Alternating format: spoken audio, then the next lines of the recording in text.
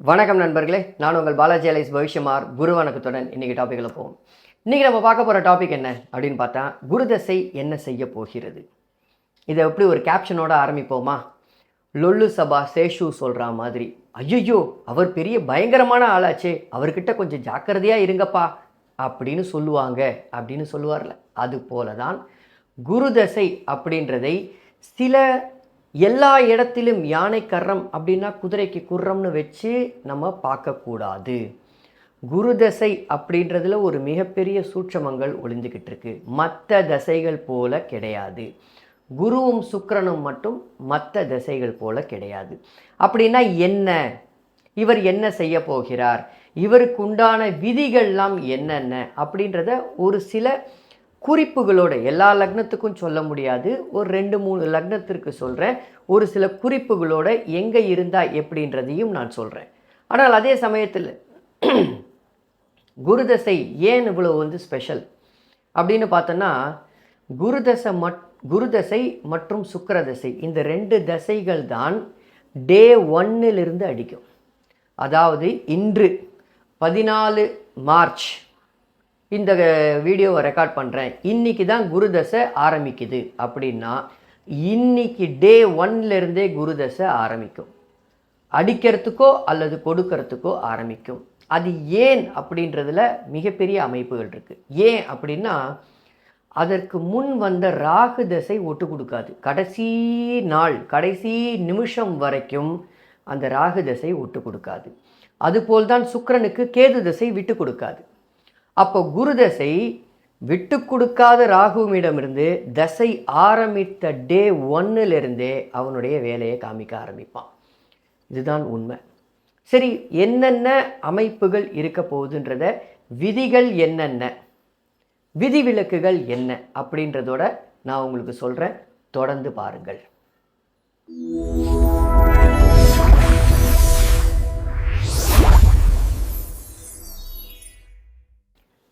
சரி, என்னப்பா விதிகள், குருதசைக்கு என்னென்ன விதிகள் இருக்குது அப்படின்றத ஒரு மேம்போக்காக கடகடன்னு நம்ம பார்த்துருவோம். நம்பர் 1, குரு ரிஷபம் மற்றும் துலாத்தில் அமர்ந்த குரு நல்லதை செய்ய மாட்டார். இதை நீங்கள் எப்படி எடுத்துக்கணும்னா, ஒரு 100 ஜாதகம் எடுத்தீங்கன்னா அதில் 90 ஜாதகத்திற்கு நான் சொல்கிற விதிகள் பலிக்கும் அப்படின்றத எடுத்துக்கோங்க. மெஜாரிட்டி தப்பி போன ஒரு 10 ஜாதகங்களுக்கு வேறு சில காம்பினேஷன்ஸில் இருக்கும்போது குரு நல்லது செஞ்சிருவார். ஆனால் 90 ஜாதகங்களுக்கு இந்த காம்பினேஷனில் அடி வாங்கும் குருதசை. சரி, ரிஷபம் மற்றும் துலாமில் இருக்கக்கூடாது, இருக்கவே கூடாது. இருந்து தசையை நடத்தக்கூடாது. தசை நடத்தினவங்களை கேளுங்க, கடுமையாக இருக்கும். அது எந்த லக்னமாக இருந்தாலும் சரி, அதாவது குரு அணியை சேர்ந்த லக்னமாக இருந்தாலும் சரி அப்படின்றது ஒரு அமைப்பு. இது ஏன் அப்படின்னா, ரிஷபத்திற்கு 8ஆம் அதிபதியாக வந்துடுவார், துலாத்துக்கு 6ஆம் அதிபதியாக வருவார். நின்ற வீட்டுக்கே ஆப்போசிட்டாக வரக்கூடிய அமைப்பு இந்த இடத்துல இருக்குது அப்படின்றத, அதுதான் இந்த ரூலோடைய அமைப்பு. அதன் பிறகு பார்த்தீங்கன்னா, குரு சுக்கிரனுடன் சேர்ந்து சுக்கிரனால் பரிவர்த்தனை அடைந்து சுக்கிரன் சாரத்தில் அமர்ந்து சுக்கிரனுடைய தொடர்பு பெற்று தசை நடத்தக்கூடாது. தொடர்பு பெற்று, இது ஏன் அப்படின்னா, குருக்கே சுக்கிரன் ஆப்போசிட். ஸோ அதனால் இந்த இடத்துல அவர் அதை செய்ய விடமாட்டார். அந்த சுக்கிரன் செய்ய விடமாட்டார் அப்படின்றது தான் இதில் இருக்கக்கூடிய ஒரு முக்கியமான ஒரு சில விஷயம். சுக்கிரன் செய்ய விடமாட்டார், தடுப்பார், பிரச்சனையை கொடுப்பார். அடுத்தது, குரு குறிப்பாக சந்திரனுடைய சாரத்தில் அமர்ந்து தசை நடத்தினால் சரியாக வராது.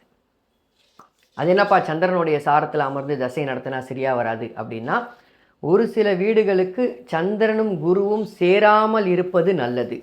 சந்திரனுடைய சாரம் அல்லது சந்திரனுடன் தொடர்பு பெற்று தசை நடத்தக்கூடாது. நடத்தினால் பிரச்சனையை கொடுக்கும். அது ஒரு சில பாவகங்களுக்கு மிக கடுமையான அமைப்பு.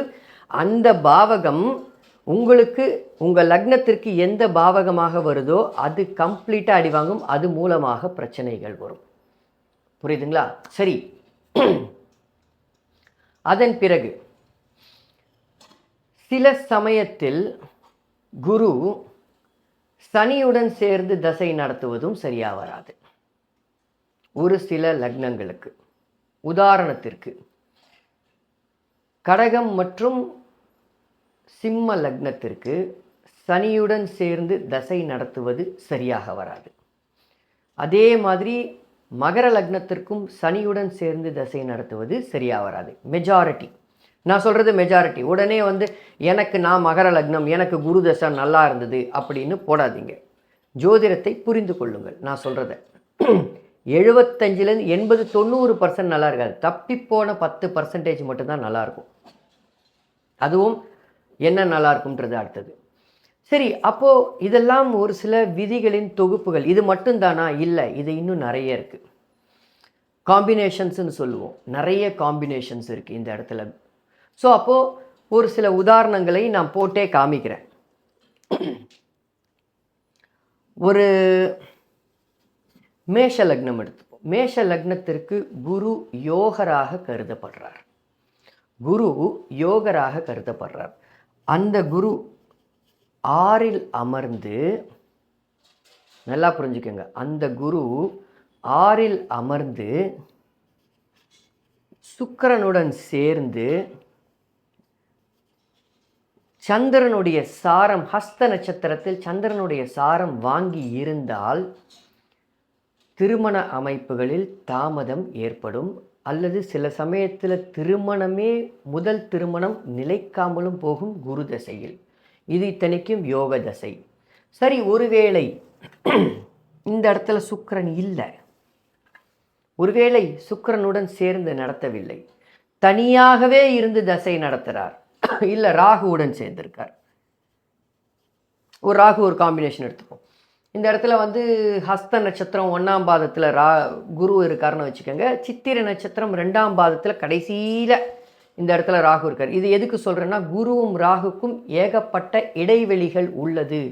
13-15 டிகிரிக்கு மேலே இடைவெளிகள் உள்ளதுன்றதை சொல்வதற்காக இந்த இடத்தில் பாதிப்பை தருவார். மாற்று கருத்தே கிடையாது. ஆஹா, குரு லக்னத்திற்கு 2ஆம் இடத்தை பார்க்குறாரே, யோகாதிபதி 2ஆம் இடத்தை பார்க்குறாரே அப்படின்னு நினச்சிங்கன்னா தவறுதலாக இருக்கும். இந்த இடத்தில் சில சமயத்தில் குரு கண் சார்ந்த பிரச்சனையையும் தருவார். ராசியை பொறுத்து, ராசியை பொறுத்து.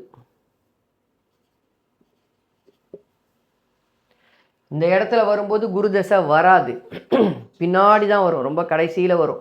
ஒரு கேதுவோடைய சூரியனுடைய நட்சத்திரத்தில் இந்த இடத்துல சந்திரன் இருக்கும்போது, உத்திர நட்சத்திரத்தில் இருக்கும்போதோ இல்லைன்னா சுக்கிரனுடைய நட்சத்திர கடைசியில் இருக்கும்போது குரு தசை வரும், பிற்காலத்தில் வரும். அப்போ கண் சார்ந்த பிரச்சனையை தருவார். குரு எடுத்த உடனே தரமாட்டார். அதையும் நம்ம ஞாபகம் வச்சுக்கணும். சரி, அடுத்தது அதே குரு இங்கேயே இருக்கட்டும், லக்னத்தை மாற்றுவோம். மிதுன லக்னம்னு வச்சுப்போம். மிதுன லக்னத்திற்கு குரு இங்கே இருக்கார். ஒரு உதாரணத்துக்கு சனியுடன் சேர்ந்திருக்கார். இந்த லக்னத்திற்கு யோகாதிபதி இல்லையா சனி, சனியுடன் சேர்ந்திருக்கார். குரு தசை அற்புதமாக இருக்கும், அற்புதமாக இருக்கும். அதில் எந்த மாற்று கருத்தும் கிடையாது. ஏன் குரு தசை அற்புதமாக இருக்கும்? 10ஆம் வீட்டை அவரே பார்க்கிறார். நம்பர் 1, அதாவது லக்னத்திற்கு 10ஆம் வீட்டை பார்க்கிறார் அப்படின்ற ஒரு அடிப்படை ஒன்று இங்கே இருக்குது. தன் வீட்டை தானே பார்த்த கிரகம் தன் வீட்டு பலனை வலிமையாக செய்யும் அப்படின்றது. ஆனால் அதே சமயத்தில் ஒரு பொருளாதார ரீதியில், நல்லா புரிஞ்சுக்கோங்க, பொருளாதார ரீதியில் உங்களை வேலை மட்டுமே செய்ய வைப்பார். பொருளாதார ரீதியில் உங்களை வேலை மட்டுமே செய்ய வைப்பார். வேலையில் இருக்கணும், நம்ம வேலை மட்டுமே செஞ்சால் போதும், தொழில் செய்ய இப்போ வேண்டாம் அப்படின்ற ஒரு சில அமைப்புகளுக்குள்ளே தள்ளுவார். வேறு ஏதாவது இந்த குரு பிரச்சனை கொடுப்பாரா? வேறு எதுவும் பெரிய பிரச்சனை தரமாட்டார், மற்ற கிரகங்களை கொட்டு வச்சுக்கிட்டு. ஏன்னா இந்த இடத்தில் சனியுடைய சேர்க்கை இந்த குருவை பெரிதாக கெடுக்கிறதுக்கு உண்டான அமைப்பை செய்ய மாட்டார் அப்படின்றத மட்டும் ஞாபகம் வச்சுக்கோங்க. அதே சமயத்தில்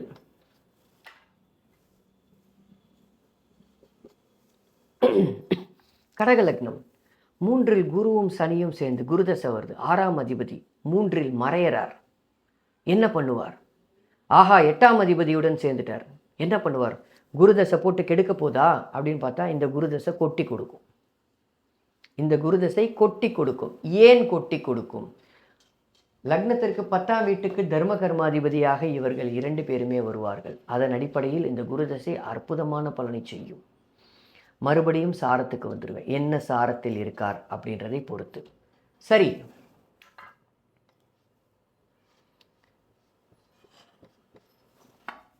பொதுவாகவே குரு வந்து ராகுவுடன் சேரக்கூடாது.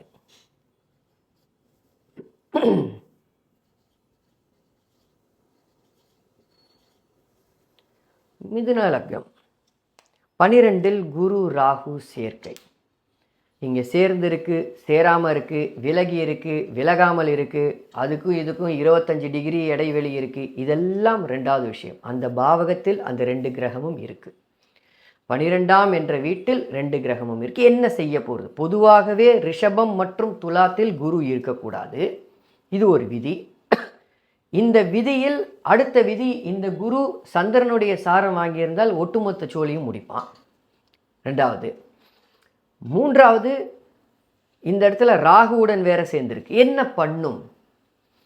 முதல்ல இந்த குரு தசை வந்த உடனே உங்களை சார்ந்தவர்களை வெளியே தள்ளிவிடும்.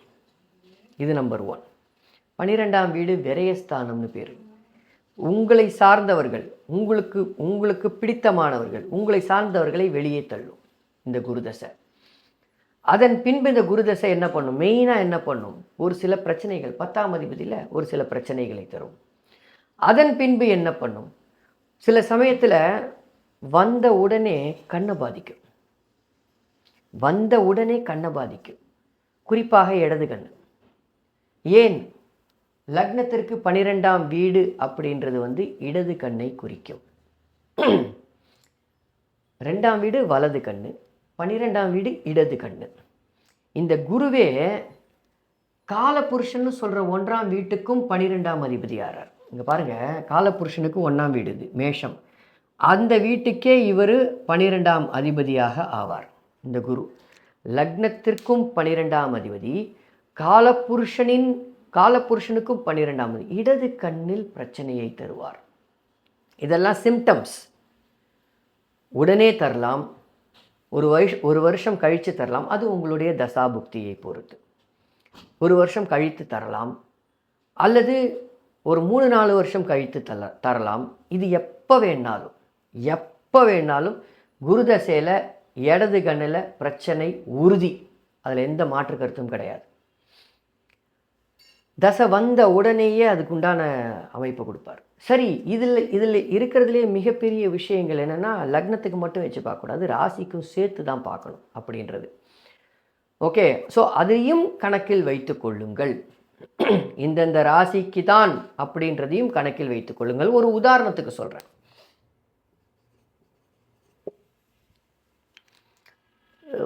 சித்திரை நட்சத்திரம் 3ஆம் பாதத்தில் பிறந்திருக்காருன்னு வச்சுப்போம். ஒரு உதாரணம். சித்திரை நட்சத்திரம் 3ஆம் பாதம் கரெக்டாக தொக்கா குருதசை வருமா? நல்லா பாருங்கள், ராசிக்கு 2ஆம் வீட்டையும் ராசிக்கு 12ஆம் வீட்டையுமே இந்த குரு பார்ப்பார். இந்த ராசிக்கும் அவயோகர் கண்டிப்பாக பிரச்சனையை கண்ணில் கொடுப்பார். ராசிக்கு முன்னும் பின்னும் பார்க்குறாருன்றதை புரிஞ்சுக்கணும். 100% கண்ணில் பிரச்சனையை கொடுப்பார் இந்த குரு. ஸோ இதே மாதிரி தான் நீங்கள் கணக்கில் வச்சுக்கணும். சரி, இது ஒரு அமைப்பு. இதில் ஒரு சில விஷயங்கள் என்ன அப்படின்னா, குறிப்பாக ஒரு சில விஷயங்கள் நான் சொல்லிடுறேன். ஒரு தசை நடக்குது அப்படின்னா அந்த தசையை நீங்கள் கணிக்கும் விதம் எப்படி இருக்கணும்னா, ஒரு சில பேர் வந்து எப்படி சொல்லுவாங்கன்னா, எனக்கு ஒரு உதாரணத்துக்கு இப்போ குருதசையே எடுத்துக்கங்களேன். எப்படி சொல்லக்கூடிய அமைப்புகள் வரும்? தசாநாதனுக்கு உட்பட்டு தான் புக்திநாதன். இந்த வாக்கியத்தை நம்ம நிறைய கேட்டிருப்போம். தசாநாதனுக்கு உட்பட்டு தான் புக்திநாதன், தசாநாதனின் கட்டளைக்கு உட்பட்டு தான் புக்திநாதன். அப்போது ஒரு உதாரணத்துக்கு உங்களுடைய பழைய பின்னாடி அதாவது உதாரணத்திற்கு சூரிய தசை, சந்திர தசை, செவ்வாய் தசை, ராகு தசை, இதில் குரு புக்திகள் ஒரு விதமாக செயல்பட்டது என்றால், தசையாக நடத்தக்கூடிய குரு தசையாகவே வரும் பொழுது அந்த தசை புக்திகளில் என்ன பலன் கொடுத்ததோ அதையே தான் தசையில் கொடுக்கும்னு நினைக்காதீங்க. அது ஒரு மிகப்பெரிய தவறு. ஏன்றதுக்கு உண்டான விதியை சொல்லிடுறேன்.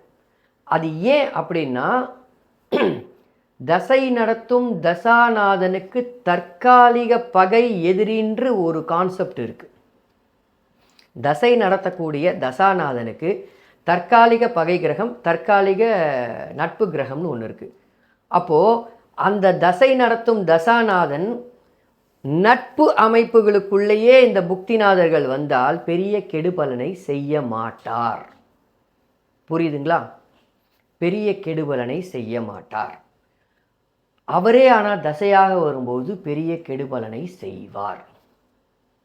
இதை எளிதாக புரிந்து கொள்வதற்கு நான் வேணால் அந்த என்னுடைய ஒரு கன்சல்டிங்கில் ஒரு ஜாதகத்திற்கு இந்த மாதிரி நான் பலன் சொன்னது, அது ஒரு மேற்பார்வை நான் வேணால் கொடுக்குறேன். ஒரு மேற்பார்வை தரேன்.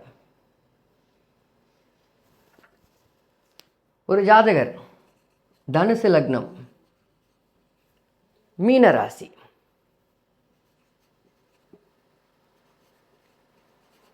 சுக்கிரன் ராகு சேர்க்கை, சனி நீச்சமாக இருப்பார், சுக்கிரனை பார்ப்பார். அங்கே சுக்கிரன் கடுமையான ஒரு சித்திரவதை, நீச்சனின் வீட்டில் அமர்ந்து, நல்லா புரிஞ்சுங்க, நீச்சனின் வீட்டில் அமர்ந்து ராகுவுடன் பின்னப்பட்டிருக்கார். இந்த காம்பினேஷனுக்கு இது ஒரு சின்ன எக்ஸாம்பிள், குருதசையை தாண்டி ஒரு சின்ன எக்ஸாம்பிள் சுக்கிரனுக்கு கொடுக்குறேன். இதை வச்சு நீங்கள் குருதசையை புரிஞ்சுக்கணுன்றதுக்காக. இந்த ஜாதகருக்கு சனி தசையில் பிறந்தவர், உத்திரட்டாதி நட்சத்திரத்தில் பிறந்தவர். சனி தசையில் சுக்கிர புக்தி போச்சு, புதன் தசையில் சுக்கிர புக்தி போச்சு, கேது தசையில் சுக்கிர புக்தி போச்சு. சனி தசை சுக்கிர புக்தியில் எந்த பிரச்சனையும் கிடையாது, சின்ன வயசு. புதன் தசை சுக்கிர புக்தி நல்ல பருவ வயசு, எந்த பிரச்சனையும் கிடையாது. கேது தசை சுக்கிர புக்தியில் போச்சு, எந்த பிரச்சனையும் கிடையாது. சுக்கிர தசை ஆரம்பிச்சுது, இவருக்கு கிட்னி பிரச்சனையை கொடுத்து கிட்னி டயாலிசிஸில் கொண்டு வந்து விட்டுடுச்சு. இதுதான் ஜோதிடம்.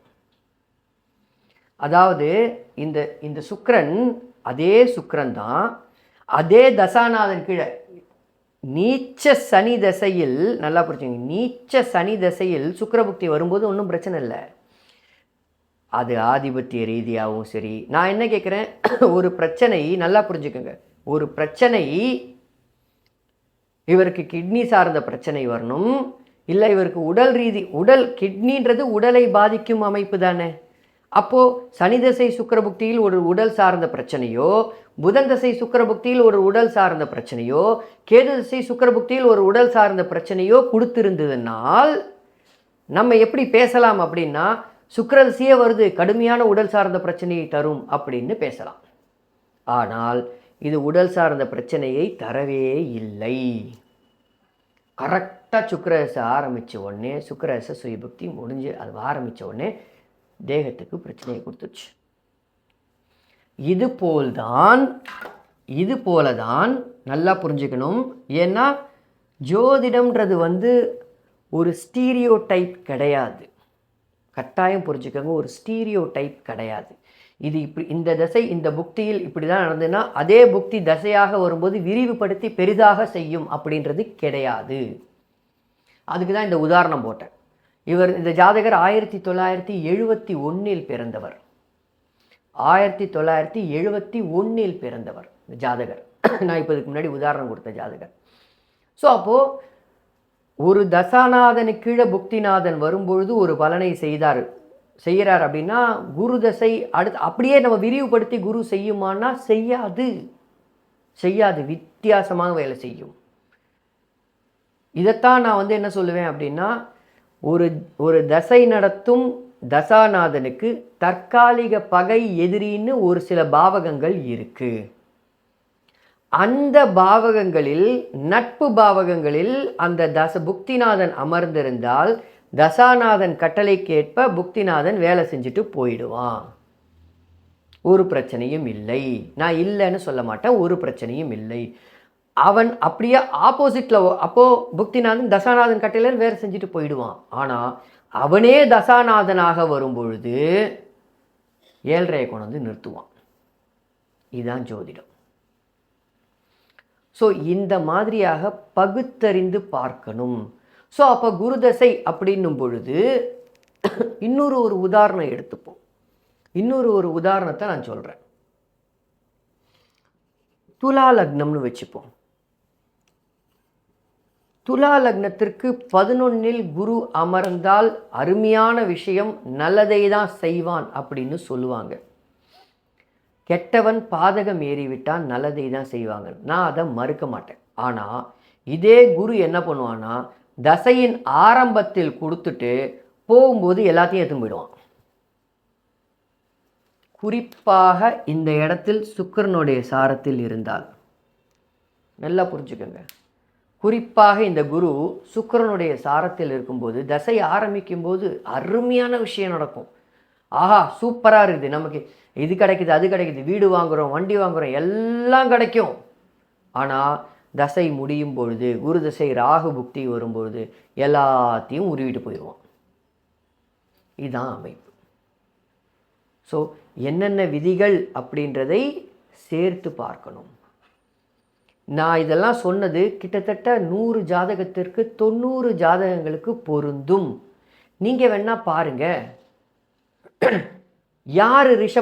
யார் மிதுன லக்னமாக இருந்தாலும் சரி, மிதுன லக்னம் யாராக இருந்தாலும் சரி, குரு இங்கே உக்காந்துட்டு இருக்கு, அங்கே ராகு இருக்கு இல்லைன்றதெல்லாம் விட்டுருங்க, இல்லை அந்த இடத்துல சனியோட சேர்ந்துருக்காருன்றதை விட்டுருங்க, புதனோட சேர்ந்துருக்கு, யாரோட வேணாலும் தேரட்டும்.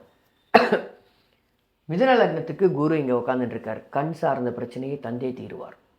குருதசை வந்த உடனே கண்ணு பிரச்சனை வரும். அதுதான் உங்களுக்கு சிக்னலே. ஆஹா குருதசை என்ட்ரி ஆயிடுச்சு, நமக்கு நம்ம 7.5 கூட்ட போகுது அப்படின்றதுக்கு உண்டான அமைப்பு. ஏன் அப்படின்னா இதை சொல்லிட்டேனே, ரிஷபம் துலாமில் உட்காரக்கூடாது, மற்றும் அவரே பாதகாதிபதியாகவே இருப்பார். பாதகாதிபதி பாதகஸ்தானத்துக்கு மறைஞ்சிட்டார்ன்றதெல்லாம் இங்கே வேலைக்கு ஆகாது. புரியுதுங்களா? வேலைக்கு ஆகாது. உதாரணத்திற்கு இது இன்னும் கொடுமை, இந்த பரிவர்த்தனை இன்னும் கொடுமை, இதெல்லாம் புரிஞ்சுக்கணும். இந்த பரிவர்த்தனை இன்னும் கொடுமை. ஸோ இந்த மாதிரி பரிவர்த்தனை ஆகுது, எங்கே பரிவர்த்தனை ஆகுதுன்றதை பொறுத்து என்ன அடிக்க போகுதுன்றதை புரிஞ்சுக்கணும். இவர் அடி விழுறதுன்றது கன்ஃபார்ம், அதில் எந்த மாற்று கருத்தும் கிடையாது. ஆனால் என்ன அடி விழப்போகுது, எங்கே அடி விழப்போகுது, எதுக்கு அடி விழப்போகுது, ஒரு சின்ன எடுத்துக்காட்டு.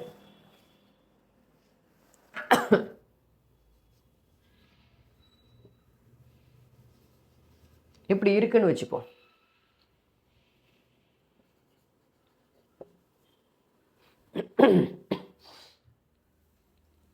இப்படி இருக்கு, ஒரு உதாரணத்துக்கு தான் போடுறேன். இப்படி இருக்கு பௌர்ணமி சந்திரன், இந்த இடத்துல குரு சுக்கிரனுடைய இந்த சந்திரனுடைய சாரத்திலோ அல்லது 8 சூரியன் வேண்டாம், 6ஆம் அதிபதி செவ்வாய், 6ஆம் அதிபதியான செவ்வாயுடைய சாரத்திலோ, லக்னம் ராசிக்கு 6ஆம் அதிபதியான செவ்வாயின் சாரத்திலோ இருக்காருன்னு வச்சுப்போம் ஒரு உதாரணத்திற்கு. இந்த இடத்தில் நல்லா புரிஞ்சுக்கோங்க, இந்த இடத்தில்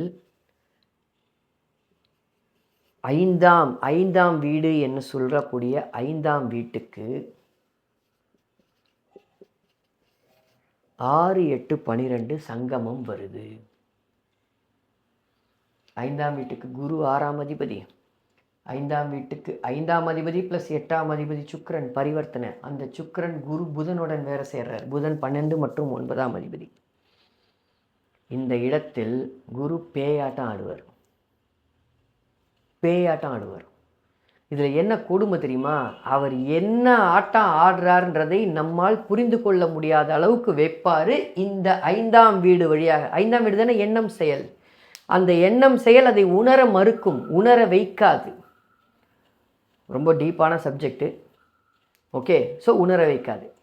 இந்த வீடியோ உங்களுக்கு பிடிச்சிருந்ததுன்னா முதல்ல லைக் போடுங்க. உங்களுடைய ஒவ்வொரு லைக்கும் இந்த வீடியோவை அடுத்த கட்டத்துக்கு கொண்டு போகும். ஒரு லைக் போடுங்க, சப்ஸ்கிரைப் பண்ணிக்கோங்க, நம்ம சேனலை சப்ஸ்கிரைப் பண்ணிக்கோங்க, ஹைப் பட்டன் வந்து அழுத்துங்க. உங்களுக்கு எப்படி இருந்ததுன்னு ஒரு கமெண்ட் போடுங்க. அதாவது உங்களுடைய குருதசை, உங்களுடைய குரு புக்தி எப்படி இருந்தது, எந்த மாதிரியான பலனை கொடுத்தது அப்படின்ற ஒரு கமெண்ட்டை போடுங்க. நல்ல கமெண்ட்டோ கெட்ட கமெண்ட்டோ வாட் எவர் இட் இஸ். நான் பொதுவாக கமெண்ட்டை டெலீட் பண்ண மாட்டேன். போடுங்க, உங்களுடைய அபிப்பிராயத்தையும் போடுங்க கமெண்ட்டில். என்ன புரிஞ்சுது இதில், இந்த வீடியோவில் என்ன புரியலை அதையும் போடுங்க.